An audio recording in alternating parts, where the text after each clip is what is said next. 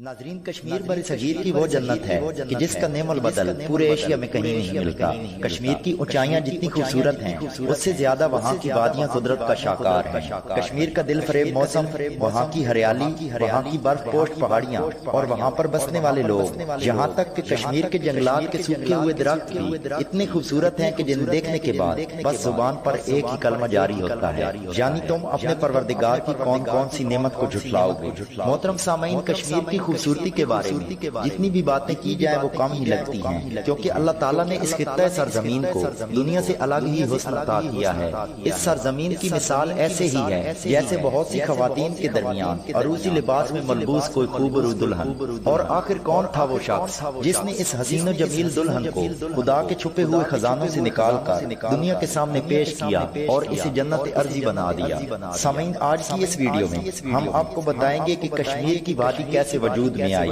اور اس کا نام کشمیر کیوں رکھا گیا۔ ویڈیو کو مکمل دیکھیے۔ اگر ہماری یہ کوشش اچھی لگی تو اسے لائک اور شیئر کریں، اور اگر آپ کشمیر کے بارے میں اپنی رائے دینا چاہتے ہیں تو کمنٹ باکس کا استعمال کیجیے۔ سامعین، ایک روایت کے مطابق لفظ کشمیر کاش اور میر کا مرکب ہے، اور اس کی تفصیلات کچھ اس طرح سے ہیں کہ اللہ تعالیٰ کے ایک بہت ہی پیارے نبی حضرت سلیمان علیہ السلام تھے، جن کو اللہ تعالیٰ نے بیک وقت دو عہدوں نبوت اور بادشاہت سے نواز رکھا تھا، اور صرف انسان ہی نہیں بلکہ بہت سی دوسری دنیاوی مخلوقات کے ساتھ ساتھ غیبی مخلوقات یعنی جنات اور پریاں بھی حضرت کی رعایا کا حصہ تھے۔ ناظرین، اللہ تعالیٰ نے آپ علیہ السلام پر اپنے معجزات کے بے بہا خزانے کھول رکھے تھے کہ جن کا ذکر سن کر انسان حیران و پریشان ہو جاتا ہے، اور انہی معجزات میں سے ایک بہت بڑا معجزہ آپ کا تخت شاہی تھا، جو کہ بحکم خدا آپ کے اشاروں پر پرواز کرتا اور آپ اس تخت پر بیٹھ کر اپنے مصابوں کے ہمراہ دنیا کی سیر کیا کرتے۔ سامعین، ایک دفعہ کا ذکر ہے کہ آپ اپنے معجزاتی تخت پر میوے پرواز تھے کہ اچانک آپ کی نظر ایک وسیع و عریض پانی کے ذخیرے میں موجود پہاڑ کی ایک خشک چوٹی پر پڑی۔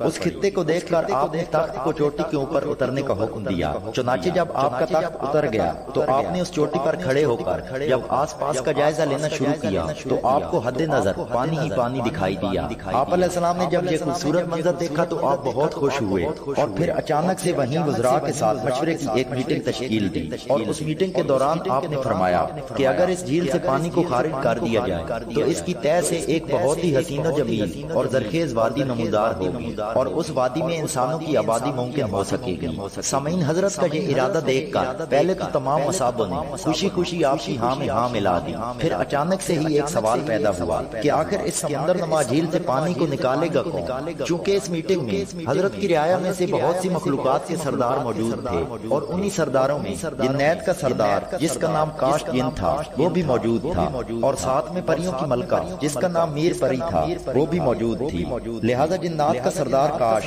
جو کہ ملکہ پرستان کا عاشق تھا، موقع کا فائدہ اٹھاتے ہوئے میدان میں آ گیا اور کہنے لگا کہ میں یہ فریضہ سر انجام دینے کے لیے تیار ہوں، لیکن یہ کام انجام دینے سے پہلے اللہ کے نبی کے سامنے میری ایک فرمائش کی ہے۔ تو اس پر حضرت سلیمان علیہ السلام نے فرمایا کہ بولو تمہاری کیا فرمائش ہے؟ تو کاش جن کہنے لگا کہ اگر میں اس جھیل سے پانی نکالنے میں کامیاب ہو گیا تو آپ میرا عقد میر پری کے ساتھ کر دیں گے۔ لہٰذا حضرت سلیمان علیہ السلام نے اس کی یہ فرمائش قبول کرتے ہوئے اس کو کام انجام دینے کا حکم دیا۔ تو حضرت کا یہ اعلان سنتے ہی کاش نے دوڑ لگا دی کہ جتنا جلدی ہو سکے وہ جھیل کو خشک کر دے۔ چنانچہ کچھ ہی دیر میں کاش نے اپنے طلسماتی عمل سے 12 کا پہاڑ کاٹ کر اس میں سے پانی کا راستہ بنا دیا، اور دیکھتے ہی دیکھتے پانی سے ایک حسین و جمیل وادی نمودار ہوتی گئی۔ اس واقعہ کے بعد حضرت سلیمان علیہ السلام نے اپنا وعدہ پورا کرتے ہوئے میر پری کی شادی کاش جن کے ساتھ کر دی، اور پھر کاش اور میر کی نسبت سے ہی اس جگہ کا نام کاش میر رکھ دیا، جو صوتی تغیر کے باعث بعد میں کشمیر کے نام سے مشہور ہو گیا۔ سامعین، سری نگر میں کوئی ہرمکھ کی چوٹی پر تخت سلیمان اسی واقعہ سے منسوب ہے، اور 14ویں صدی عیسوی میں جب سید علی ہمدانی کشمیر تشریف لائے تو شاید انہوں نے اسی تناظر میں کشمیر کو باغ سلیمان کا نام دیا۔ ناظرین، بیان کی گئی ان باتوں سے بخوبی اندازہ لگایا جا سکتا ہے کہ خطہ کشمیر تاریخی، تہذیبی اور ثقافتی اعتبار سے کتنی عظمت اور وسعت اپنے دامن میں سمیٹے ہوئے ہے۔ اگر آپ نے ابھی تک چینل کو سبسکرائب نہیں کیا ہے تو وہی ابھی سبسکرائب کر لو، اور ساتھ میں بیل آئکن کو آل پر سلیکٹ ضرور کر لینا۔